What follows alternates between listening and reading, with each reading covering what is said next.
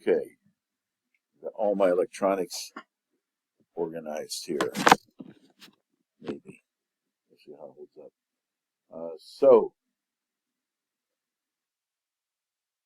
After of course, we're talking about the Cold War. The Cuban Revolution happened in 1959, and it exploded like a flare in the night, says the book for my other class. A beacon of hope for some and a warning of danger for others. Very dramatic language. The Cold War came to Latin America with full force. The State Department of the United States saw any attempt at reform or attempt at progressive change as a Marxist revolutionary movement of the Cuban, cut from the Cuban mold. And so everything got put into this either or. So the U.S. policy encouraged violent counter-reaction that spread over most of Latin America. I think you mentioned the national security doctrine, or somebody did in the class, which was the idea, and I'm getting ahead of myself, but it's basically the United States said, we will take care of external threats. You need to, you being Argentina, Brazil, Uruguay, Chile, you need to handle internal dissent in your own country. You keep the communists out of your country, and we'll handle the Soviets. That was basically the national security doctrine in a nutshell. Here's a picture of interventions in Latin America. Right-wing dictatorships at the bottom in the yellow. And up at the top, you see U.S. military interventions indirectly or by proxy. So there was a lot going on during those years. And I already mentioned the national security doctrine was a working alliance between the United States State Department and the governments of Latin America. It involved U.S. military aid for Latin American armies, as well as training at the U.S. Military School for the Americas, which I believe, if I'm not mistaken, was based in Panama. Fort Benning, Georgia? Literally known as that? That became its colloquial name. Colloquial, okay. I don't doubt it at all, but I would be surprised if that was its formal name. But it basically focused on counterinsurgency, otherwise known as, well, torture, so on. I'm going to try to really be unbiased and academic today. I haven't been doing too well in my other classes. I made the mistake of staying up last night and watching a Republican debate, so it's got me all fired up today. Anyway, the basic curriculum could be summed up as counterinsurgency, how to fight guerrillas. And I've already talked about the background of, did I talk about the background of the word guerrilla? It doesn't mean furry gorillas in Africa. It means guerrilla in Spanish. It was invented by the Spanish when the French under Napoleon invaded Spain. And guerra is war. Guerrilla is a little war in Spanish. So the term, I mean, there was guerrilla warfare before that, before the Spanish and Napoleon, but the Spanish invented a name for it of hit and run tactics, hiding in the hills, fighting small pitched battles, or hit and run battles actually, and that's guerrilla in Spanish. So the purpose of this School of the Assassins, was to teach Latin American troops how to fight guerrillas, which are the hit-and-run insurgents fighting that won't stand still and let you shoot at them, basically. So the logic of the NSD ran as follows. I already mentioned this. The United States would handle any external threats, the Soviet Union, for example, or Communist China, but Latin American armies would handle internal dissent, internal threats of the Marxist revolution in factories, universities, and poor neighborhoods. Can everybody look up, please? Thank you. I see your eyeballs. It's okay, but when the whole class is looking down, it kind of knocks the wind out of me. Okay, so I need a little eye contact and a smile now and then you can sneak a peek at the text or whatever it is you're looking at. But I need your eyeballs. Otherwise, I'll just pack it up and go home. All right? So, university students who were progressive were suspect. Union workers were suspect. poor neighborhood associations were suspect, and in the Cold War logic, they were interpreted as insurgents. And here's John Kennedy, President of the United States in 1960, assassinated in 63. He came up with an idea, actually a pretty good idea if it had been implemented and followed through, of a type of Marshall Plan for Latin America. So he said that those who make reform impossible will make revolution inevitable. And of course, that's exactly what happened in Guatemala in 1954. Reform was made impossible. And so I told you all Che Guevara was in Guatemala, right? We talked about that? No. See, I get the two classes confused. Okay. We talked about the 1954 overthrow of the Guatemalan government. Yes? I think we did. Che Guevara was in Guatemala. That was before he was famous. You know, the motorcycle diaries and all that. He was traveling up through Latin America. He had very definite ideas about reform, and he was a communist. And he showed up to fight to try to defend Jacobo Arbenz, to try to defend Arbentz's reforms. And Arbenz decided to surrender and leave the country rather than have bloodshed. So I don't know if he had a motorcycle at that point, but if he did, he got on it and headed up for Mexico City, where he met Fidel Castro. And the story is that when Fidel Castro was talking about land reform and literacy and things in Cuba, Che Guevara said, "Ooh." Che Guevara, I'm going to be tough on you guys today. I'm sorry. I don't have the patience to have you all looking down at your stuff or sleeping in class.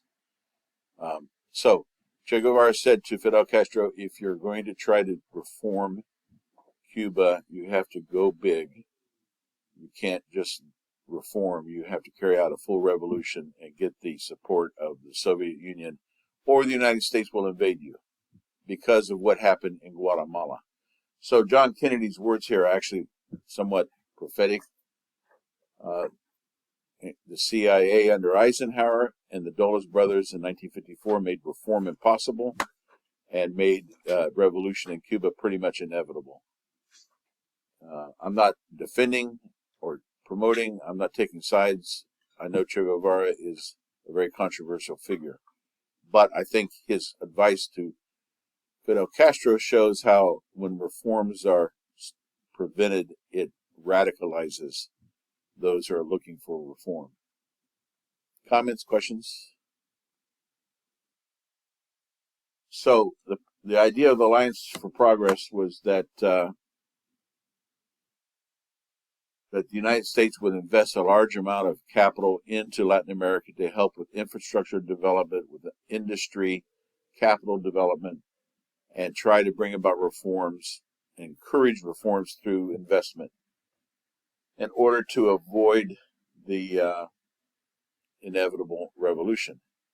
The problem is Kennedy was shot 2 years later, and Lyndon Johnson had no vision to carry out that program, so it died an early death, and it never happened. So it ran out of steam, and it got a lot of hopes up in Latin America, but then dashed those hopes.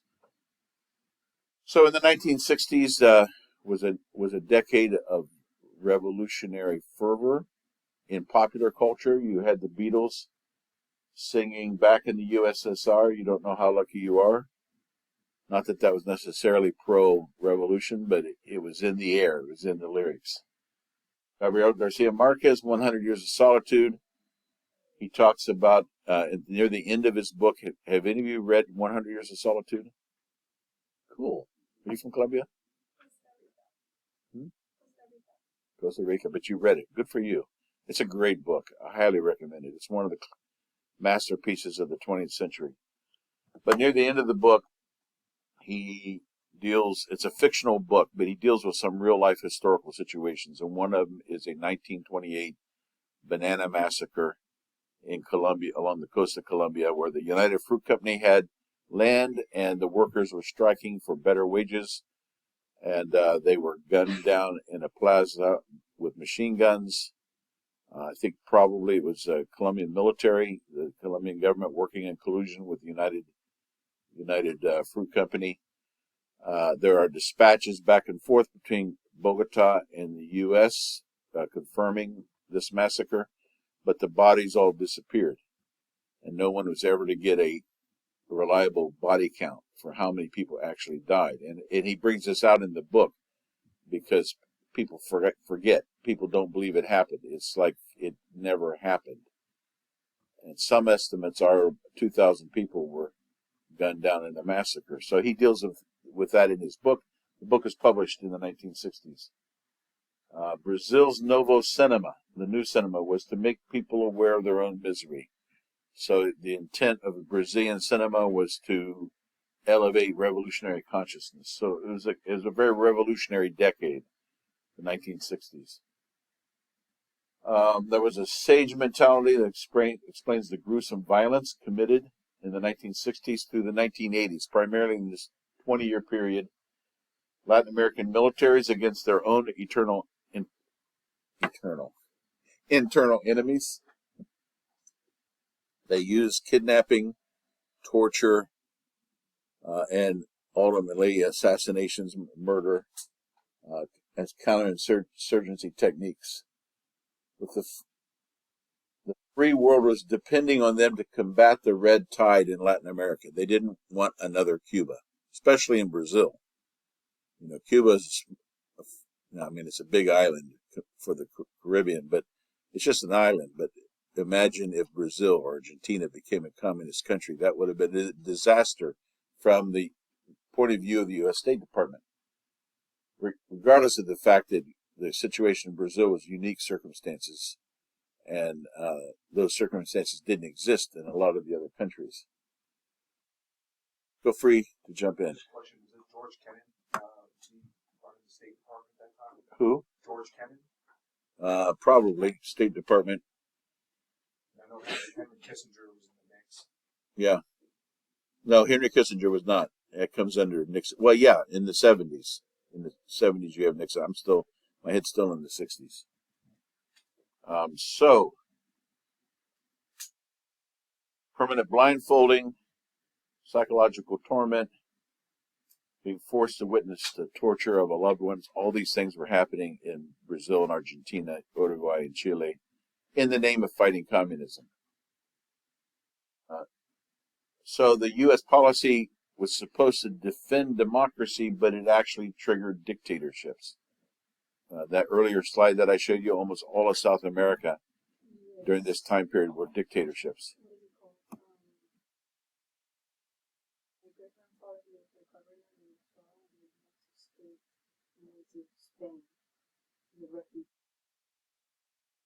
Really? Yeah. Your great-grandfather? Yeah. Okay. And so the whole continent of South America was basically being run by dictatorships during this period. Colombia was an exception.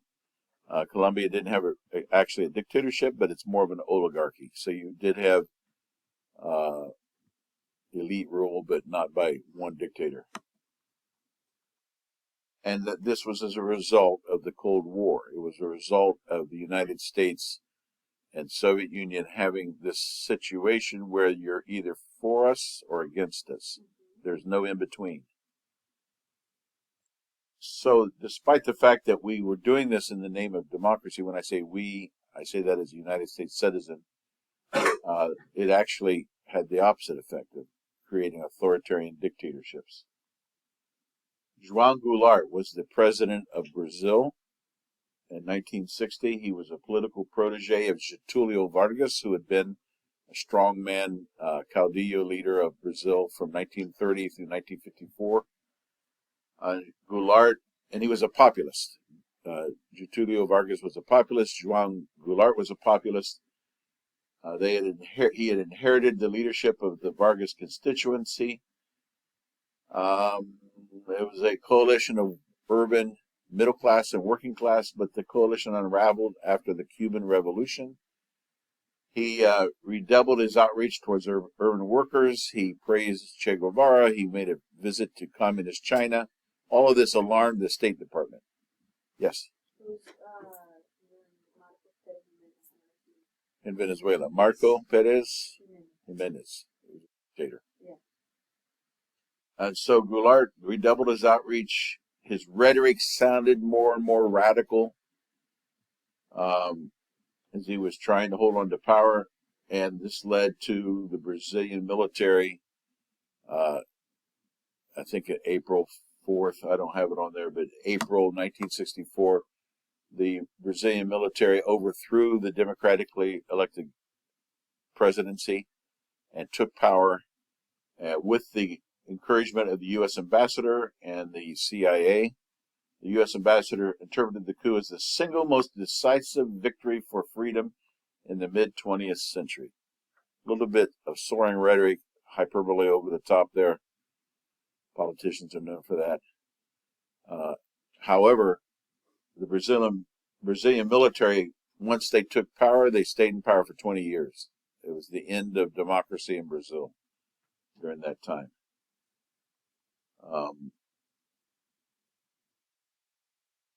That's a picture of João Goulart. I'm going to skip over some of this. The military feared that Goulart might build a new revolutionary coalition of workers and peasants. Don't ever get the workers and peasants together. That's a dangerous combination. And so they wanted, some of the peasant leagues admired the Cuban model. Brazilian landowners were resolved to fight reform tooth and nail. So this is another situation where you had a small number of elites that owned almost all the land, and the peasants needed they either were going to be employees, disposable employees on big fincas or haciendas, or they would have their own land. And so land reform was needed, but the landowners were determined to resist that.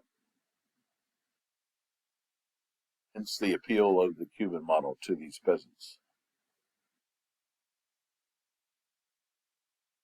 So before dissolving the Congress, the generals decreed amendments to let them dissolve.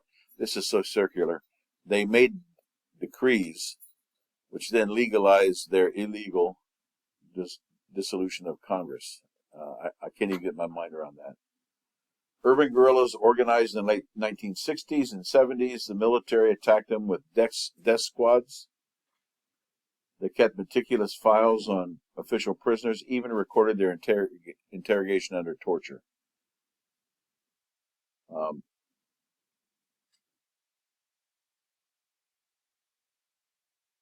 So you now have a situation in 1964, 1970s, early 80s, where Brazil is ruled by a military dictatorship. They changed presidents. By presidents, that means a general that the military would choose. So it wasn't like a traditional dictatorship of one person running a country. It was the military running the country. There's a name for this, a bureaucratic authoritarian state, which is a departure from the norm of a single dictator. Rather, a class of people are in the position of dictating, and they just change the head, but it's still the same dictatorship going on. That was true in Brazil, Argentina, Uruguay. Chile was a little different because you had one guy who became the dictator over a long period of time. So they ran up a bunch of debts. The miracle was over. The Brazilian miracle was an economic miracle. That was kind of an illusion. And so in the 1970s, interest rates rose. Brazil's foreign debt mushroomed, and by the early 80s, Brazil had the world's largest foreign debt. And then they had a war with, no, that's Argentina. Never mind, forget I said that. I'm going to skip over some of this. Now the dirty war in Argentina. So in Argentina, remember, no, you don't remember because that's the other class. Juan Perón was the populist leader of Argentina, and he mobilized workers, which then looked suspiciously like communism, even though Perón was probably more of a fascist than a communist. The dirty war in Argentina refers to an 8-year period, 1976 to 1983, when the right-wing military government purged Argentina of left left-wing subversives. That's this dirty war was defined by violent tactics, repression, and cover-up, and it made Brazil look like a Mickey Mouse thing. In Brazil, I think there was a total of 200 or 300 kidnappings and deaths, and of course, every single one is tragic. One person having their human rights violated and being deprived of life is tragedy. But in Argentina, I've read, it says in this book 20,000 people dead, but I've read 30,000 and more as estimates.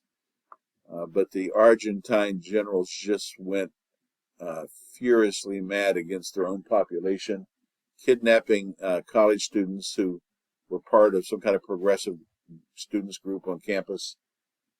Some girls were pregnant when they were kidnapped, and they were kept alive until they had the baby, and then flown out over the Atlantic and dropped into the ocean. One way they disappeared people, and then the baby was adopted by military families. There's a movie about that called The Official Story, about this girl begins to suspect that her military parents are not really her parents, and she starts digging into it and finds out that her mom was tortured and killed, and she was then adopted by this military family. And the official story was a lie, basically. That it's. I wanted to say it's a great movie, but it's a dark movie. It's true, though. Official Story. It's by It's produced in Argentina by an Argentine director. So the Argentina and Uruguay were quite different from Brazil. Brazil at this time I need to edit this. That extra space threw me off. So Argentina and Uruguay were different from Brazil. In their high overall standard of living, they were much more industrial than Brazil. But despite all that, they still got caught up in this national security doctrine and came under dictator governments, bureaucratic authoritarian governments. Perón was still directing the outlawed Peronist movement from exile, and he finally came back from exile. And so the Argentine armed forces set up their own version of the bureaucratic authoritarian state with similar goals to eliminate the revolutionary threat, hold down wages, and encourage foreign investment. So the killing began in the 1960s, escalated through the 70s. A number of Marxist guerrilla movements sprung up to try to fight against the government. The best known was the Montoneros. They came from Peronist families and still considered themselves as Peronist, although on the left. So the Peronist movement was kind of unique. It's kind of like populism in the sense that it had a left wing and a right wing. It's not so much left-right populism. The military responded with death squads that disappeared probably more than 20,000 people and murdered, I've heard, easily 30,000. But it was far, far bloodier than the Brazilian military dictatorship. Yeah, he was the first. He was one of the graduates of the School of the Americans. Mm-hmm. Anybody heard of the mothers of the Plaza de Mayo? Las Madres de la Plaza de Mayo. The Plaza de Mayo is a park or a plaza in Buenos Aires, probably the central part of the city. And so after a number of years of these kids disappearing, the mothers and grandmothers began to march. They would dress in white as sort of their uniform, and they would show up in La Plaza de Mayo with signs demanding to know where their kids were. You see some of them there. Niños desaparecidos. It says it was founded in 1977. Sorry? It says it was founded in 1977. Right. It was a human rights association. Yes. And so the military wanted to shut them up, wanted to call them crazy, but they couldn't just send out tanks and attack mothers and grandmothers. So they had this moral authority that probably no one else in Brazilian society would have, as mothers and grandmothers demanding to know where their children and grandchildren were. Middle-aged school teachers, social workers, sales clerks became the conscience of the nation. Living proof of the military's secret dirty war. And they refused to shut up. I think a couple of them were actually killed. I don't remember the details. Is something similar in Uruguay? Um, the guerrilla movement there was called the Tupamaros. Oh God, I've heard that name in my country. Oh, really? Tupamaros? Yes. It triggered an emotional response? I'm sorry. No, it's okay. I love this girl. She makes it so much more interesting. You know, we can work out a little comedy routine here. We don't have Johan here today. He usually interjects quite a bit. So in 1967, the Uruguayan president declared martial law to fight the Tupamaros. Military began a gradual takeover, completed in 1973. By the end of the 70s, Uruguay had more political prisoners relative to its size than any other country in the world. So dictatorship almost everywhere. Makes me think of that movie, Everything, Everywhere, All at Once. That's what this semester's felt like. Go ahead. Apparently it was Lenin's Communist Party in Venezuela. That was called Tucumán, and that makes sense. That's probably why you thought of it. Yeah, Yeah. They may have named themselves after the Uruguayans. Yeah, for sure. And it was well, I guess it was founded in 1992. So, but that was like part of it. Right? So, Chile was even bloodier than Argentina.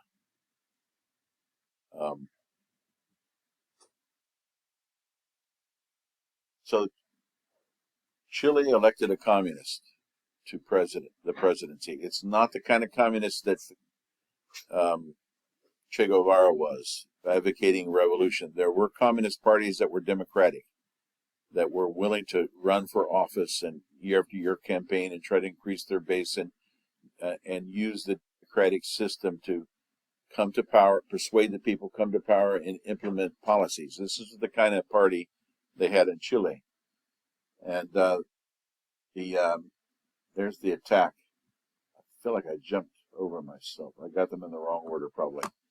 So in the 1958, a socialist communist coalition got about a third of the vote. Their candidate was Salvador Allende. Has anybody read any books by Isabel Allende?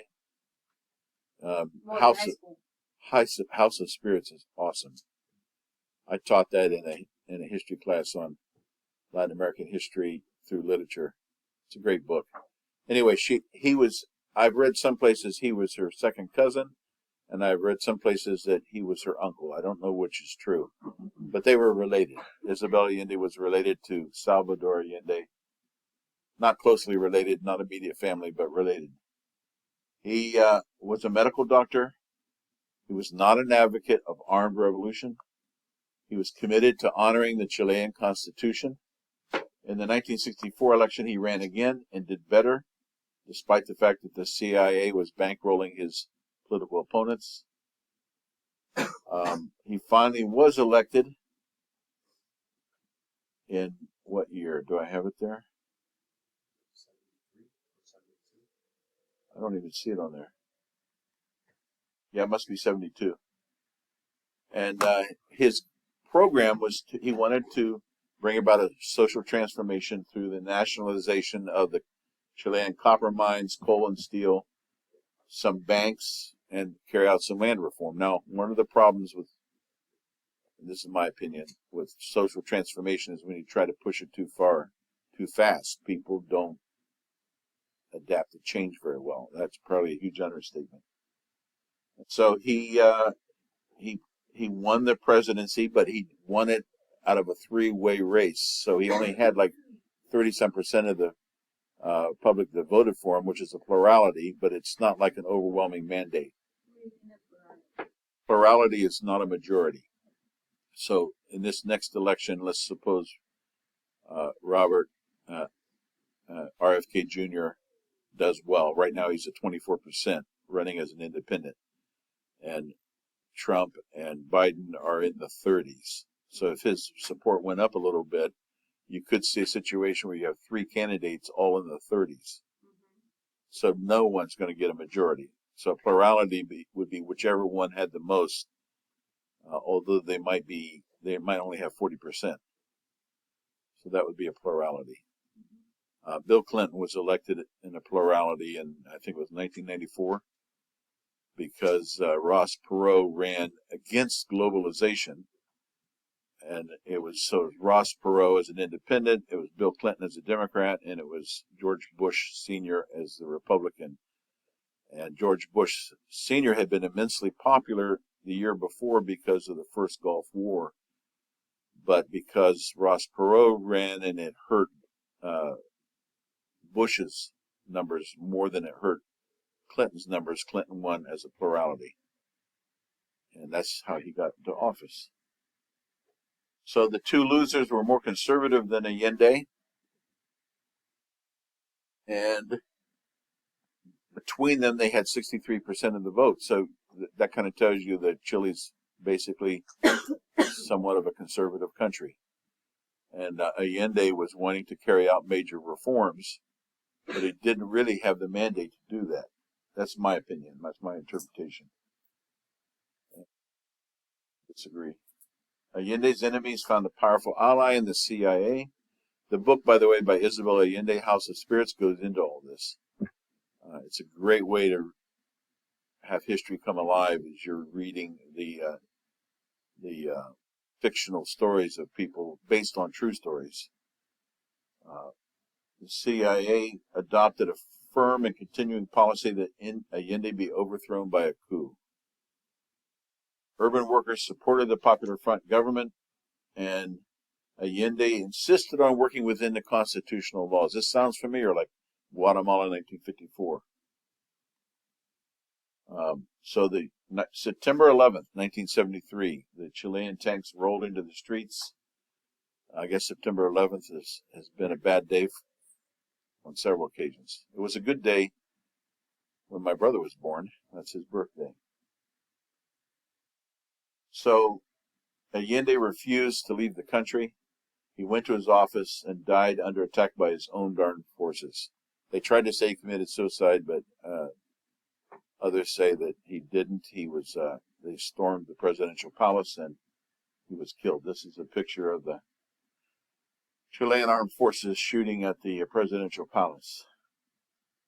And this leads us to the soccer stadium in Santiago. Thousands of leftists were rounded up and taken to that soccer stadium, and many of them tortured and killed. Victor Lara was a popular musician in Chile. He's one of the characters in House of Spirits is based on his persona, but he was tortured and killed in the soccer stadium. Victor Lara. If you Google him, you can find music online that he wrote. De veras. Oh, de veras. No, I said de veras. I thought you asked me de veras. No. Okay. No. Victor Lara. Lara. I don't know if this is true. The story is that he was playing the guitar and singing in the soccer stadium, and they took the guitar from him, and he continued to sing. And they I won't go into detail, but they tortured him. And when he couldn't sing, he just swayed, and then they shot him and assassinated him and killed him. I don't know if that's apocryphal or if it's true, but I'm telling the story just to make it interesting and a little gruesome. And this happened in 1973 in the Santiago soccer stadium. Tell you, history is a little dark. Rarely does it have a happy ending. Have any of you seen the movie The Mission? I had my students watch it, and one of the students in the forum discussion said, "Oh, I was so disappointed by the movie. I thought the Indians would win."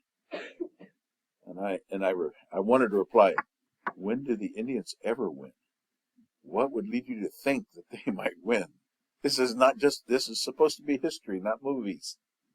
Anyway. So, for most of the 17 years, Chile had the firm support of the U.S. State Department.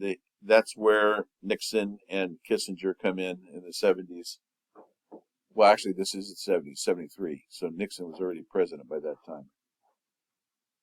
The exception was the presidential term of Jimmy Carter, who emphasized human rights as a criterion of U.S. foreign policy.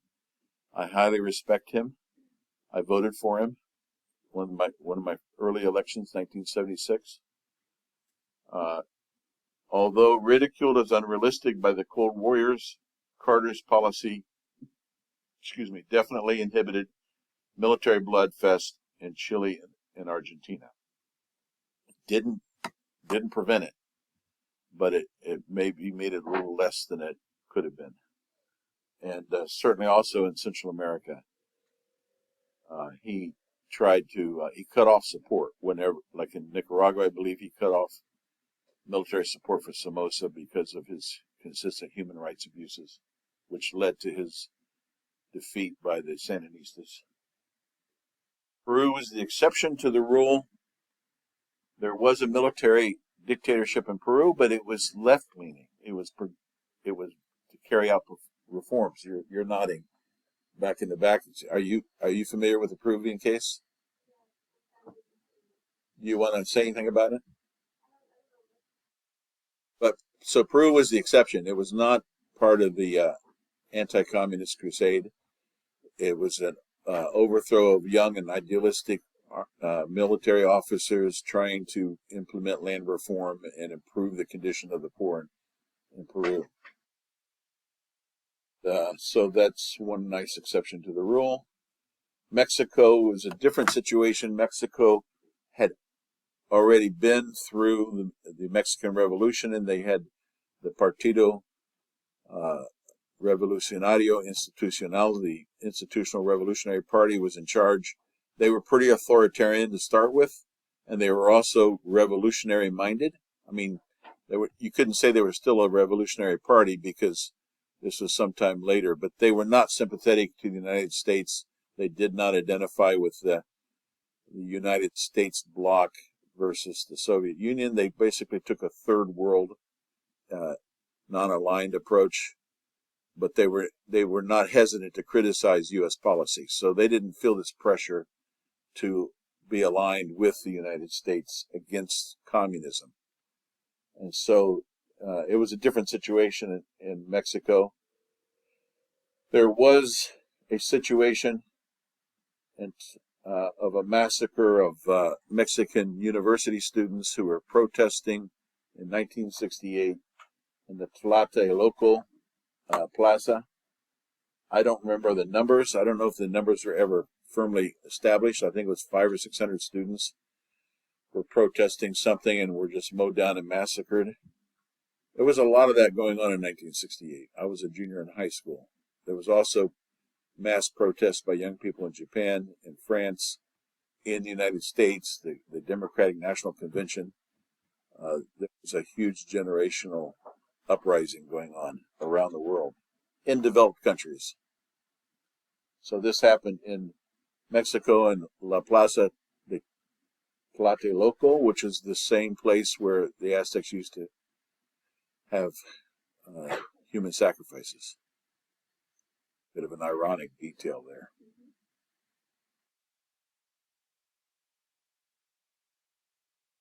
So I'm going to stop here. Any questions? I probably will finish this up on Tuesday about Central America in the 1980s. It's a little bit of a different situation, so it's a good place to pause and reflect. I feel like I brought you all really down. I'm so sorry if I did. I mean, it really is history, not me, but where did I go into history? It's so depressing. Anybody watch the Republican debates? Vivek Ramaswamy was on there. He's 38. He was calling for generational change, and he was defending TikTok against all these old people who want to ban TikTok. And at one point or another, one or another of those candidates, other than Ramaswamy, has wanted to declare war on Iran, declare war on Russia, declare war on China. It's really kind of scary for me. All right. See you all.